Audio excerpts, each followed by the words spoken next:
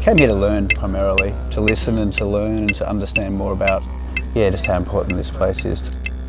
We just have this incredible culture here with us in Australia, and as an Australian I want to celebrate that. How do we help reunite Australia, as in Indigenous and non-Indigenous peoples? They have such a long history in this land, and we've been here and done such terrible things to them. This might sound strange to people who don't understand or who are not in it, but when you tap into that and become more spiritual, you can begin to feel the energies of others, and you can begin to become more empathetic, because you realize we are all one.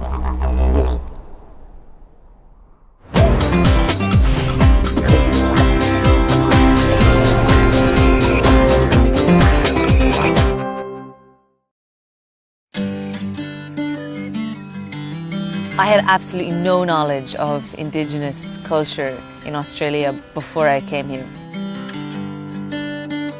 And it's amazing, I suppose, coming to Australia, which has a modern society ingrained in it and developed within it, yet it has the oldest civilization in the world. So I met LAURIE, and he's part of the Guringai land. Good morning, Niamh. I'd like to welcome you to my country. Thank you. He called out to the people of the land to let them know we were there and to welcome us. I pay my respects to my ancestors. I pay my respects to my elders past and present. I pay my respects to all Aboriginal people visiting and living in my country. And I welcome you to my country, which is a very special spot we're standing on right now. Can you feel it? Yeah. So can I. Very strong. He placed ochre on my face and my hands to enhance that connection with the land and the ancestors. There's certain things that we see, and we've got to see, because just birds flying that way could say, right, the bush grapes up at the Resolute picnic area are getting ripe. Right. We've got to go there. When the wattle comes out, we know the mullet are going to run, because they'll be coming out to breed. And we'll go down there with the nets, and it's also at the same time that the whales come down the coast. And he said he learned about the land and the plants when he was 12 years old from his father. His father took him in to the land and explained everything. All our knowledge is handed down, not written, handed down verbally. Oh, the rock carvings were amazing. I walk in and there's this huge expanse of this beautiful shaped rock. We're the custodians of this country. So we've got to look after this country. And if we look after it, it talks to us. If we don't look after it, it won't talk to us. At the moment, it's talking pretty good. I took people out to another site in the Hawkesbury, and I took my boy there. And we know where all the carvings are. My boy walks off into the bush, and I asked my mate Les, where's he going?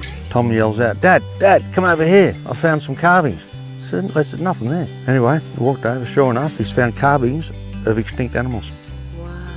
And I thought, how the hell? I'll start crying again soon. He was guided there. Right? He was guided there. Yeah. By my people. Yeah. And I thought, what an awesome connection. And I just felt so good, so great. Yeah. That's just a beautiful feeling to be connected to the country like that. It's so easy to have an Indigenous experience in Australia if you want to. You know, you arrive in Sydney, you go 40 minutes outside of the city and you find yourself in the heart of an Indigenous experience. Then you can go so far out back and you're walking the same steps that dinosaurs walked, you know? I've travelled a bit of the world. I've never been to anywhere where I could stand in the footprints of dinosaurs. I just think that is class. So you got baby dinosaurs, big dinosaurs, adult. Yeah. They're all walking in different directions. And here you can see the feathers. Feathers? Our paleontologists sort of explained that this was a creek bed of some sort, and this would have been as sort of clay, muddy soil. As the animals sort of stepped onto the surface, that it sort of pushed a lot of the the mud, clay the clay side. Yeah. which sort of left the imprint. Yeah, I'm looking up, I see these footprints and I'm looking up thinking how huge were these creatures, you know, and just to picture them walking the land and living off the land and grazing, that's awesome. All of their stories, their Dreamtime stories and their song lines tie in with the land. This is the whole thing about connection with the land. And for them, in their stories, this is the emu man, the Morella. We tell this Dreamtime story of Morella, the emu man, you know, and his tracks are here. And there's proof that this person, you know, this being walked this land. Yes, this one. Okay. 3 toes. That's the one. Yeah. This place has stories and has got hidden stories that would amaze people to come to understand and see. So why do you think travellers should partake and seek out Indigenous experiences? So the more people know about this, the more awareness, and that I think the more people sort of would appreciate and then want to protect this as well.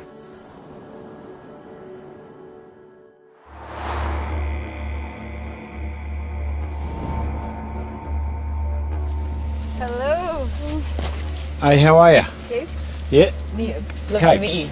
Likewise. Capesy is an Aboriginal man, native from this area. He runs these experiences where he's introducing people into the Aboriginal way of life. So this place we call Gudadaguda has been homeland and shared country with Nunda and Mulgana people. You learn about all the Aboriginal people from the area, the different tribes, who can marry who, the ceremonies. We barbecued fish on the fire. It was just a lovely experience to be a part of. Without country and without culture, we got nothing. It doesn't matter if you're Aboriginal or non-Aboriginal, woman, man, young, old, from here, from overseas. We always say, everybody got connection to country. I get very sad when I walk through the cities and stuff like that. I'm not meaning that I just feel sad that people don't understand that connection. They're caught up in this materialistic stuff. You know, you can't think if you're walking on cement. And that's where a lot of the illnesses are. I don't really know how to put it into words, but he understood me and I needed to hear what he said. You wouldn't be here if you wasn't meant to be here sitting at this fire talking to me, put it that way. And you'll find where you're meant to be, but don't force it, let it just take you to wherever it takes you. I think the most important thing I have to take away from this is the feeling of connection to land. Take your head out of your phone and just sit and be